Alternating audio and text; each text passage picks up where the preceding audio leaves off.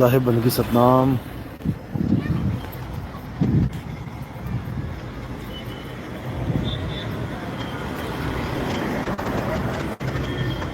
परमात्मा की कृपा से, बंदी छोड़ की दया से बहुत ही बढ़िया तरह से अब ये मूल ज्ञान सभी जीवों को समझ में आ रहा है। और जो संतों की भविष्यवाणियां हैं, जो इशारे हैं हर ग्रंथ में, उसका भी खुलने का समय आ गया है, क्योंकि हर चीज़ का एक समय होता है। अगर अंधेरी रात आई है तो उजाला भी होगा। ऐसा नहीं हो सकता कि उजाला ना हो। इसी प्रकार अगर धर्म के नाम पे मार काट, लड़ाई झगड़े, मौत का खेल, अगर धर्म के नाम पे, जो धर्म सबको प्रेम करना सिखाता है, अगर उस धर्म के नाम पे ये सब होने लग जाए तो कोई ना कोई एक ऐसा सबको चाहिए ही होता है जो सारे झगड़ों को ख़त्म करे, दोबारा से सारा रीसेट मोड में लाके सबको एक कर दे। ऐसे व्यक्तित्व की सबको ही ज़रूरत पड़ती है। इसीलिए सब संतों ने, सब ग्रंथों ने, सब धर्मों में उस एक आखिरी पत्ते का जिक्र किया गया है, जो आखिरी पत्ता पूरी बाजी, हारी बाजी को जिता सकता है। हर धर्म में, हर पंथ में, हर गुरु ने उस आखिरी पत्ते का जिक्र किया है। बस लोगों ने नाम बदल दिए, लेकिन सांकेतिक ज्ञान में वो सारे नाम एक ही के नाम हैं। जब आप सब नामों पे गौर करोगे, वो सब एक हो जाएंगे। केवल नाम अक्षरों में बदले दिखाई दे रहे हैं। जैसे जल, वाटर, नीर, तोय, पानी, अक्षर रूप में सारे नाम बदले दिखाई दे रहे हैं, लेकिन जब हम तत्व रूप में देखेंगे तो सब एक हैं। लेकिन ये तब समझ में आता है, तब पता चलता है जब हमारे जीवन में कोई तत्वदर्शी संत आता है। वो बताता है कि ये सब तत्व एक है। नहीं तो किसी की हैसियत नहीं जो ये चीज़ को समझा सके। तो इसीलिए संतों ने कोई कमी नहीं छोड़ी, लेकिन ये जीव इतना समझदार नहीं है कि वो इस बात को समझ पाए, इसलिए बार बार धक्के खाता है, बार बार अज्ञानता में जन्म बर्बाद करता है।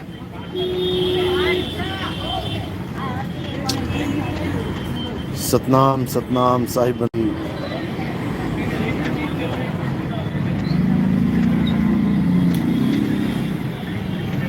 तो अलग अलग धर्मों में अलग अलग नामों से उसे याद किया गया है। हिंदू धर्म में उसको आखिरी अवतार, कल्कि अवतार के नाम से याद किया गया है। मुसलमान धर्म में उसको इमाम मेहंदी के नाम से याद किया गया है। बुद्धिस्ट धर्म में उसको मैत्रेय बुद्धा के नाम से याद किया गया है। सिख धर्म में उसको मर्द कचला इसके नाम से याद किया गया है। यहूदियों में उसे इलियास के नाम से याद किया गया है कि इलियास वापस आएगा, अभी मरा नहीं है।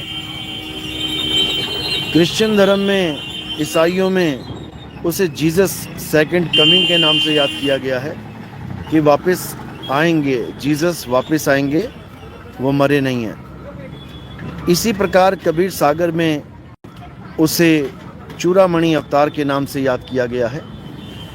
गरीबदास जी महाराज के ग्रंथ में उसे निहि कलंक अवतार, निहि कलंक राया के नाम से याद किया गया है। और भी संतों ने उसको बहुत ही अलग अलग नामों से याद किया है, लेकिन वो इतने सारे अलग अलग नहीं आएंगे कि कोई सोचे कि जितने नाम मैंने लिए हैं ये सब अलग अलग आएंगे संसार में कल्याण करने के लिए। ऐसा बिल्कुल नहीं है।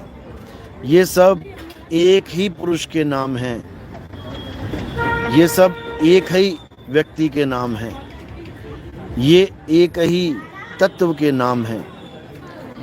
लेकिन इसको समझने में बड़े बड़े ज्ञानी फेल हो जाते हैं। लेकिन जिस पर मालिक की कृपा होती है वो समझ जाता है कि क्या खेल चल रहा है, उसको बताने की ज़रूरत नहीं है। तो ये सब होना ही है, ये सब पहले से लिखा जा चुका है, ये सब प्री प्लान्ड है। इसमें किसी का भी कोई भी हस्तक्षेप नहीं हो सकता, इसमें कुछ नहीं किया जा सकता। कोई सोचे मैं ऐसा कर दूंगा, मैं वैसा कर दूंगा, कुछ नहीं हो सकता। ये सब पहले से लिखित है, ये सब पहले से बताया जा चुका है। केवल समय का इंतजार करने के लिए बोला गया है। बड़े बड़े संतों ने ये बोला है कि तुम समय का इंतजार करना, तुम्हें खुद समझ में आ जाएगा कि वो कौन है, तुम खुद जान जाओगे कि वो कौन है। और गलती से भी उसे कोई इंसान मत समझ लेना कि वो कोई इंसान है, ये इंसान के बस की बात नहीं है। युग पलटना इंसान के बस की बात नहीं है, युग केवल और केवल भगवान पलटते हैं। कोई गलतफहमी में ना रहे कि कोई इंसान युग पलट सकता है, बिल्कुल नहीं। केवल परमात्मा ही युग पलट सकते हैं और किसी के बस की बात नहीं है। तो जो कलयुग में सतयुग आएगा वो केवल और केवल परमपिता परमात्मा के द्वारा ही लाया जाएगा।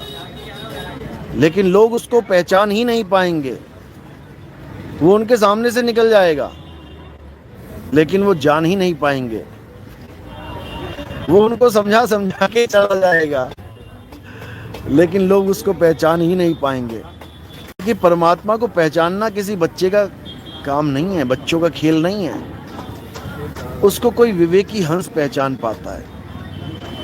ऐसा नहीं है कि उसने इशारे नहीं किए, उसने बहुत इशारे कर रखे हैं। इतने इशारे कर रखे हैं कि तुम्हें सारा जीवन बीत जाएगा इशारे समझते समझते। लेकिन बहुत मुश्किल है उन इशारों को समझना, बहुत मुश्किल है उन भेद को जानना, बहुत मुश्किल है। ये तभी समझ में आता है मेरे भाई जब तुम्हारे जीवन में कोई भेदी गुरु आ जाता। अगर तुम्हारे जीवन में भेदी गुरु नहीं आया तो तुम उस परमात्मा के भेद को कभी जान ही नहीं सकते। 10वीं पातशाही ने भी लिखा है, क्रूर क्रिया उर्ज्यो सभी जग, श्री भगवान का भेद न पाइयो। कि सारी दुनिया क्रूर क्रूर क्रूर यानी निर्दयी निर्दयी क्रियाओं में उलझा पड़ा है। निर्दयी क्रियाएं क्यों बोला है? क्योंकि कोई भी क्रिया तुम कर रहे हो परमात्मा को पाने के लिए, अंत में तुम्हारे खाली हाथ ही रह जाएंगे और तुम्हें एक निर्दयी मौत मिलेगी। समझ लो, किसी के बस की बात नहीं है परमात्मा पाना जब तक वो बद्दी छोड़ खुद अपना भेद बताने ना आ जाए। जैसे बाबा नानक को बताने आया बेई नदी पे, गरीबदास जी को बताने आया गैया चराते हुए, दादू जी को बताने आया दादू जी को सांबर में कबीर साहब आए बताने, संत घासीदास जी को, घीसादास जी को, पलटू जी को, नाभा जी को, तुकाराम जी को, ज्ञानेश्वर महाराज जी को, मुक्ताबाई को, नामदेव जी को, किसको बताने नहीं आया वो? रविदास जी महाराज को, मीराबाई को, किसको जगाने के लिए नहीं आया वो? लेकिन उसको कोई पहचान ही नहीं पाता। सबसे बड़ी दिक्कत ये है, अभी भी आया हुआ है जगाने के लिए, लेकिन तुम्हें समझ में नहीं आ रहा है। जब समय निकल जाएगा, उसके बाद काल का जाल डल जाएगा, ये जीव अटक जाएगा, तब समझ में आएगा कि क्या खो दिया है। उसके बाद ये नहीं कि एक बस चली गई दूसरी बस आ जाएगी। कि आज एक ट्रेन चली गई कल दूसरी ट्रेन आ जाएगी, घंटे बाद आ जाएगी, दिन बाद आ जाएगी। मेरे बेटे, फिर ये 4 युगों का खेल चलेगा। और 4 युगों में कितनी बार पैदा होगे, कितनी बार मरोगे, गिनतियां भूल जाओगे। याद रखना। तो अभी मौका मिला है, सत्य और असत्य का निबेड़ा कर लो और निकल जाओ यहां से। ये संसार ना तेरा है ना मेरा है, समझ लो। यह 4 दिनों का डेरा है, इन्हीं 4 दिनों में निपटना है, निकलना है, भागना है यहाँ से। कहीं तेरे मेरे के चक्कर में पड़ गए तो माया ऐसा नचाएगी ना, कान पकड़ा के ऐसा नचाएगी कि हालत खराब हो जाएगी, समझ लेना। इसलिए माया के जाल में अब नहीं फंसना है, अब सत्य को जानना है, अब सत्य को समझना है। सत्य के अलावा अब किसी चीज में नहीं अटकना है। बस, चाहे हिंदू है, चाहे मुसलमान, चाहे सिख, चाहे ईसाई, कोई भी है, उससे कोई फर्क नहीं पड़ता। सबके पास परमात्मा है, सबके साथ परमात्मा है। वो सत्य सब में विराजमान है। घट घट मेरा साइया, सुनी सेज न कोई, बलिहारी व घट की, जिस घट प्रगट होई। बलिहार जाते हैं उस घट में जहां वो परमात्मा प्रकट हो गया। समझ लो, हिंदू मुस्लिम सिख ईसाई का खेल नहीं है। समझ लो, सिखों का गुरुद्वारा बना किसी हिंदू से या सिख से नींव पत्थर नहीं रखवाया गया। किससे रखवाया गया? एक मुस्लिम फकीर से, मियां मीर से। मियां मीर ने रखा वो पत्थर, नींव पत्थर हरमंदिर साहिब का, गोल्डन टेम्पल का, क्योंकि वो आत्मज्ञानी थे। आत्मज्ञानी को सदा सदा नमस्कार। इससे फर्क नहीं पड़ता कि वो हिंदू है कि मुसलमान की सिख है कि ईसाई। आत्मज्ञानी स्वयं परमेश्वर का रूप हो जाता है। समझ लो, हर का सेवक हर के जैसा। समझ लो,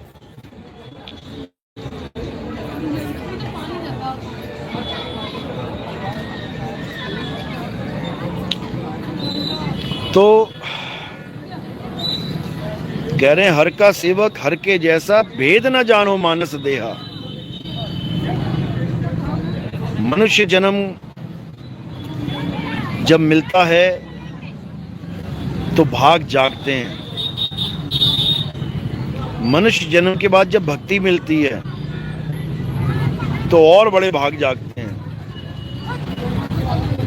भक्ति मिलने के बाद जब सच्ची भक्ति और झूठी भक्ति में भेद समझ में आता है तो और बड़े भाग जागते हैं।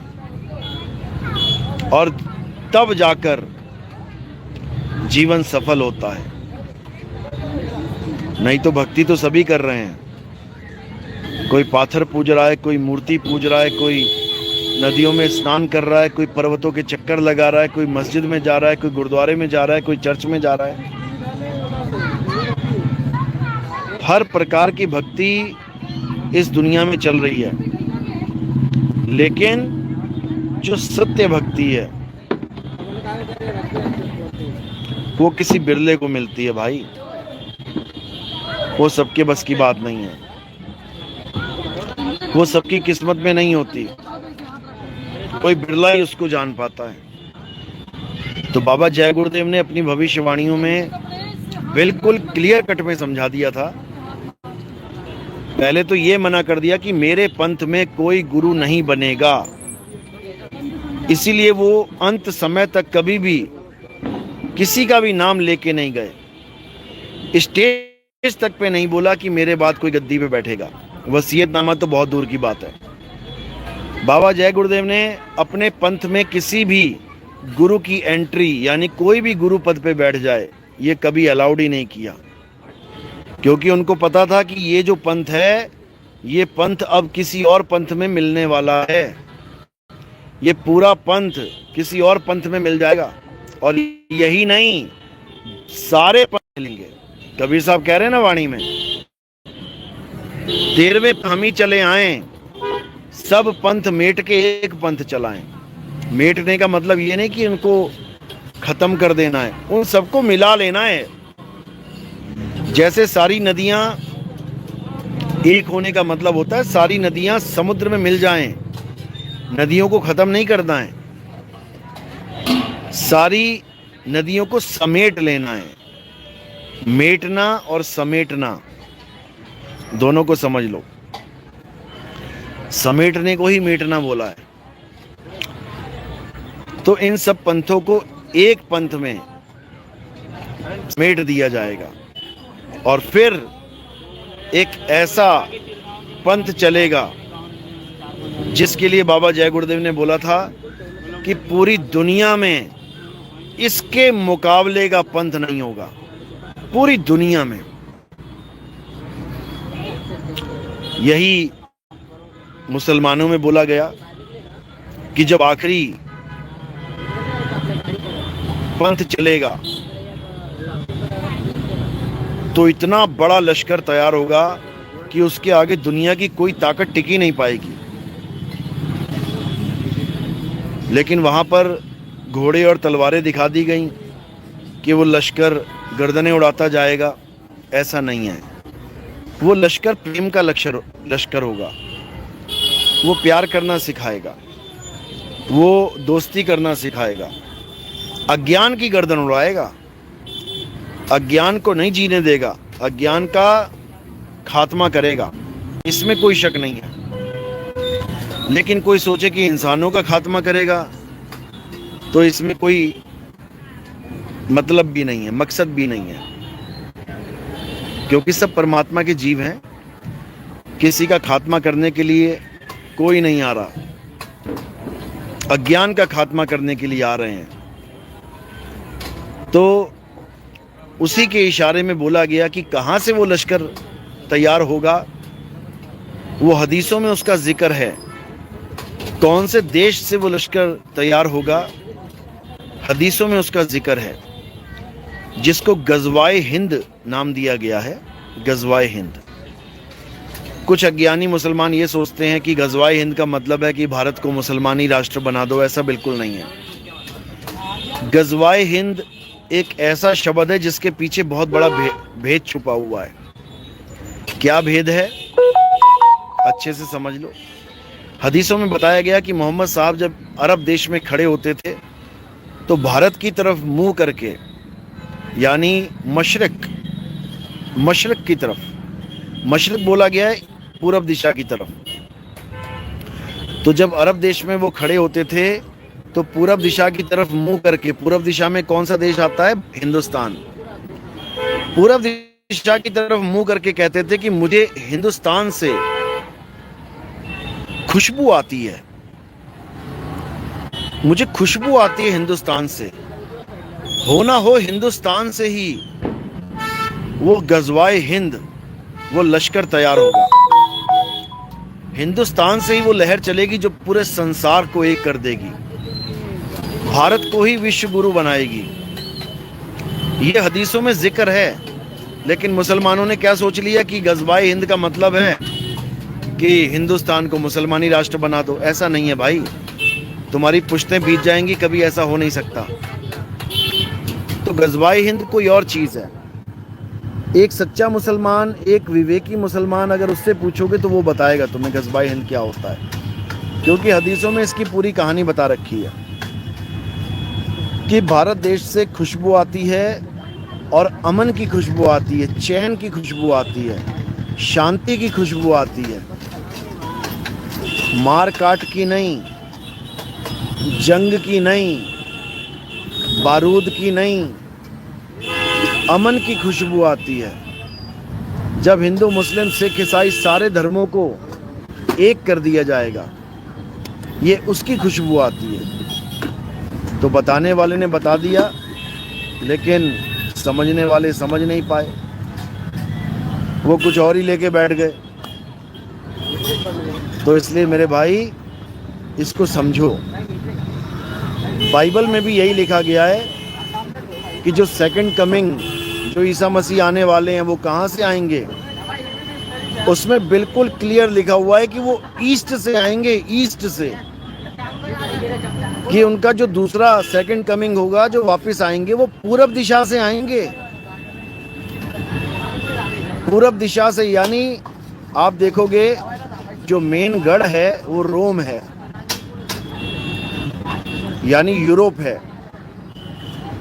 आप देखोगे कि यूरोप के पूरब में हमारा हिंदुस्तान आता है, और ये बिल्कुल क्लियर लिखा गया है कि ईस्ट से, यानी पूरब से ही आएंगे ईसा मसीह, ऊपर से नहीं आएंगे। मुसलमान भाई लोग ये सोचते हैं कि ईसा मसीह ऊपर से आएंगे, आसमान से आएंगे, जबकि वहां पर आसमान नहीं लिखा गया बाइबल में। बाइबल में लिखा गया कि वो पूरब दिशा से आएंगे। समझ लो।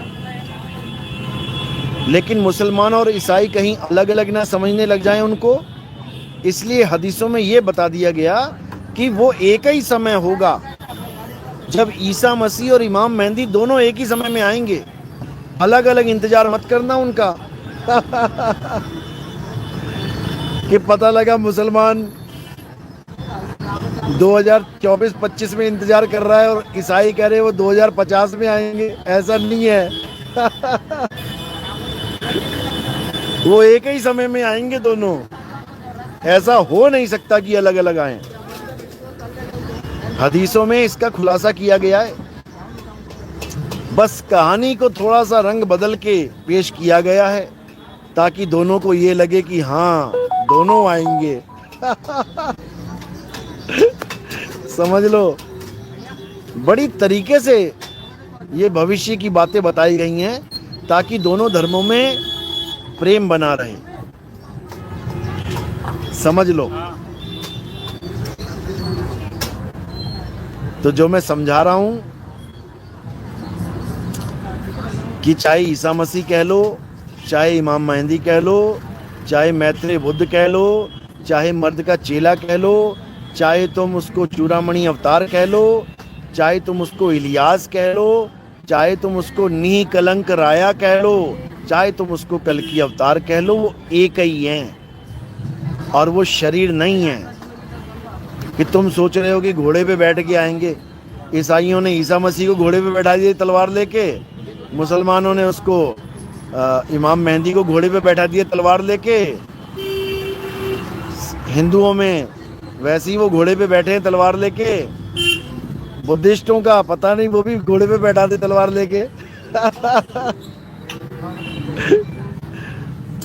ये तलवार और घोड़े भी समझ लो क्या हैं, ये अकल के घोड़े हैं, ये बुद्धि के घोड़े और विवेक की तलवार लेके आएंगे कल्कि अवतार समझे।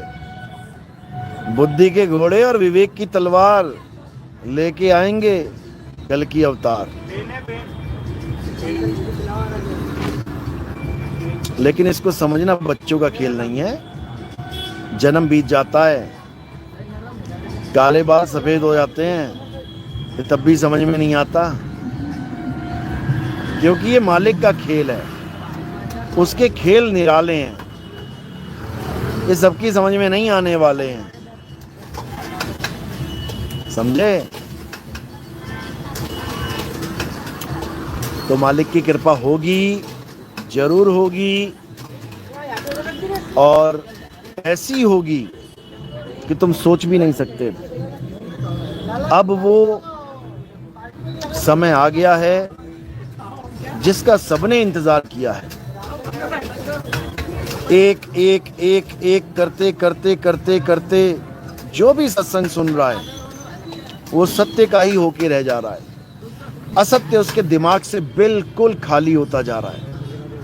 अब ये समय ऐसे आएगा जब 1 से 10, 10 से 100, 100 से 1000, 1000 से लाख, और लाख से करोड़, ये होते ही जाएंगे,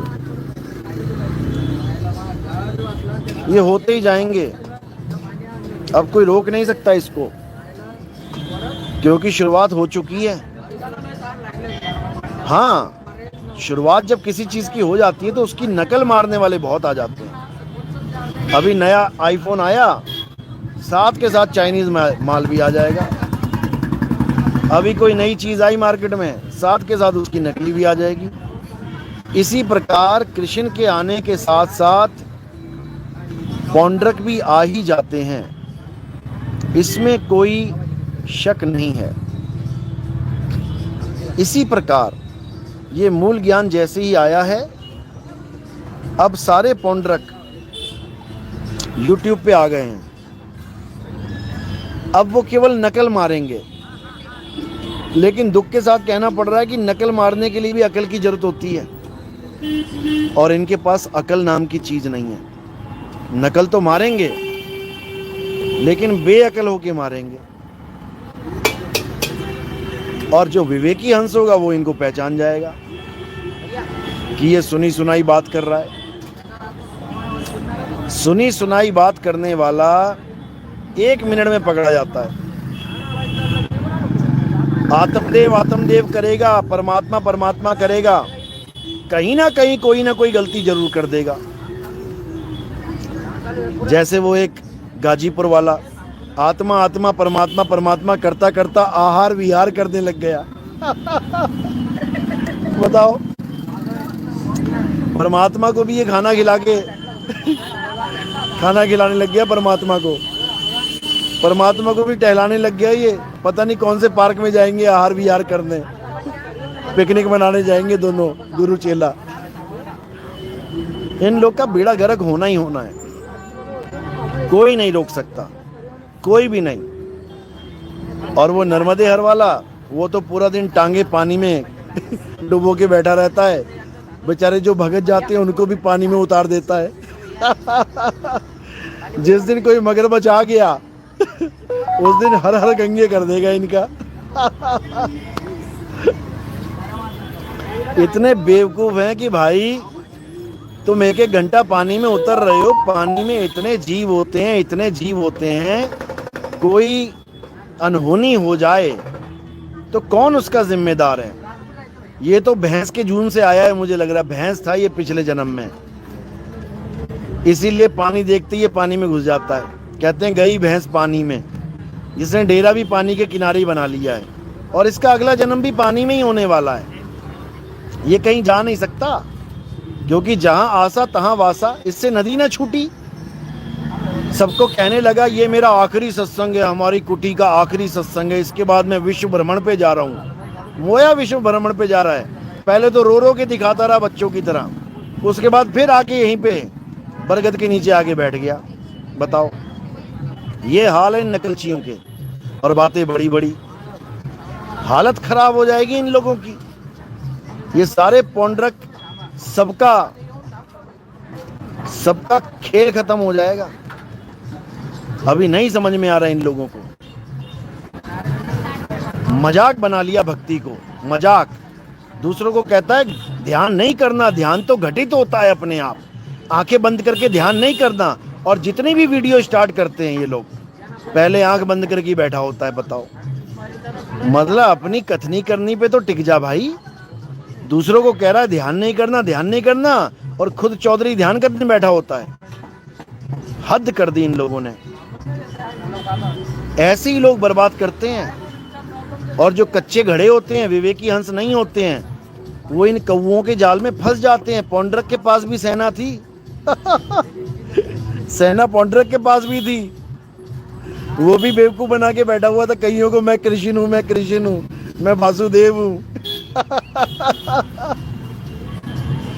और जब उसको कृष्ण जी ने सुदर्शन चक्र पकड़ाया तो उसी के नीचे दब के मर गया। बताओ, ये भी सांकेतिक ज्ञान है। जिस ज्ञान को ये लोग बोल रहे हैं, अगर वो ज्ञान इनके ऊपर रख दिया जाए ना, ये दब के मर जाएंगे ज्ञान के नीचे। ये बोझ नहीं उठा पाएंगे ज्ञान का। हद कर दी इन लोगों ने। आत्मचिंतन का परिभाषा बता रहा है। आत्मचिंतन का मतलब होता है तुम कहां कहां फंसे हो, तुम कहां कहां फंसे हो, बस तुम उसका चिंतन करो। अरे मूर्खानंद, आत्मचिंतन का शब्द में ही अर्थ छुपा हुआ है। आत्मचिंतन यानी आत्मा का चिंतन करो, आत्मा को याद करो, आत्मा को स्मरण करो। मोया स्मरण करेगा, आत्मा का तो एबीसीडी नहीं पता। गुदा द्वार पे ध्यान लगवा के कहता है सारे दरवाजे खुल जाएंगे, फिर भी नहीं मुक्ति हो पाएगी। सारे दरवाजे तो योगी खोलते ही गए हैं। दरवाजे खोलने से मुक्ति हो जाए तो फिर शब्द गुरु के आचार डालने के लिए रखा हुआ है? हैं? कमाल कर दी। बताओ, मीकूती, ये किस कुत्ती का नाम है? ये मीकूती, मीकूती। मीकूती कहते हैं कि वो बाबा सही बोलता है। ये कौन सी कुतिया है ये मीकूती? नाम तो ढंग का होता, किसका है ये नाम? कौन है ये मीकूती? पता नहीं कितनी कुतियां भौंक रही हैं, अभी कुछ नहीं पता। मीकूती और तू कूती।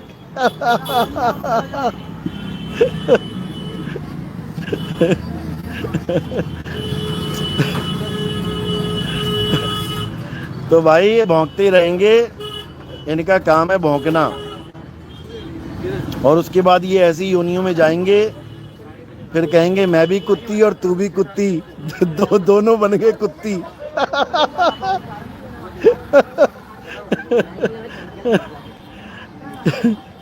बुरे हाल हैं, क्या बताया जाए। तो ऐसे लोग जन्मों जन्म भटकते हैं, खुद भी भटकते हैं, दुनिया को भी भटकाते हैं। उनका काम ही यही है। लेकिन जो विवेकी हंस होते हैं, परमात्मा के मालिक के विवेकी हंस होते हैं, वो कभी नहीं भटकते, क्योंकि उनके पास विवेक की तलवार होती है। अज्ञान आया नहीं कि तलवार से उड़ाया नहीं, समझ लो। यही पहचान है कल की अवतार की फौज की। कल की अवतार की फौज में केवल विवेक की तलवार लेके जो खड़े होंगे वही ज्वाइन कर सकते हैं। सबके बस की बात नहीं है, समझ लो।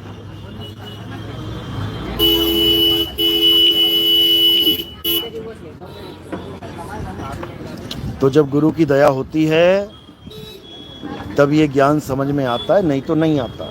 जन्मों जन्म बीत जाते हैं, समझ लो। इसलिए अब क्या करना है? अब सत्य को जानना है और कुछ नहीं करना है, कुछ भी नहीं।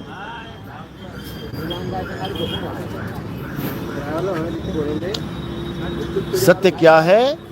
सत्य आत्मा है। आत्मा के अलावा कुछ सत्य नहीं है। कोई कितना ही बकवास करता रहे, ये सत्य है, वो सत्य है, आत्मा के अलावा कुछ सत्य नहीं है।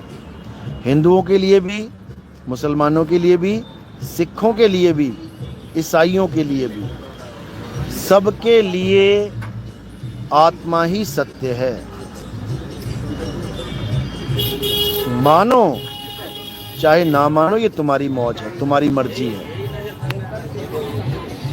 आत्मा की भक्ति नहीं करोगे, आत्मिक कल्याण नहीं होगा।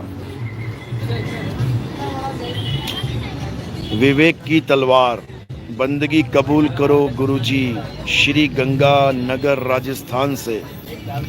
सतनाम सतनाम। कबूल है, कबूल है, कबूल है। सतनाम सतनाम सतनाम।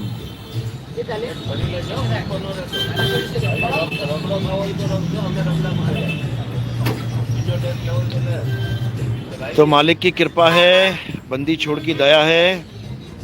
अब सब एक हो जाओ, समय आ गया है। हिंदू मुस्लिम सिख ईसाई का भेद खत्म कर दो।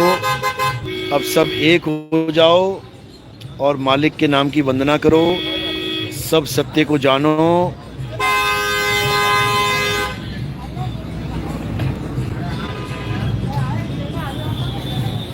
सतनाम सतनाम सतनाम।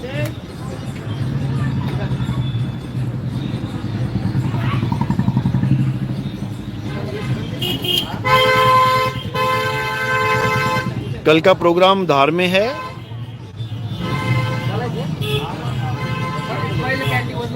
और परसों का प्रोग्राम देवरी में है, एमपी में।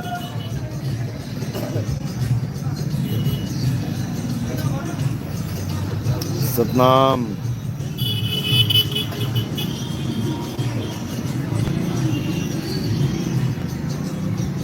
जय बंदी छोड़ की। चलो ठीक है जी, अब कल मिलते हैं। जय सतनाम, जय सतनाम, जय सतनाम। जय बंदी छोड़ की, जय सतनाम।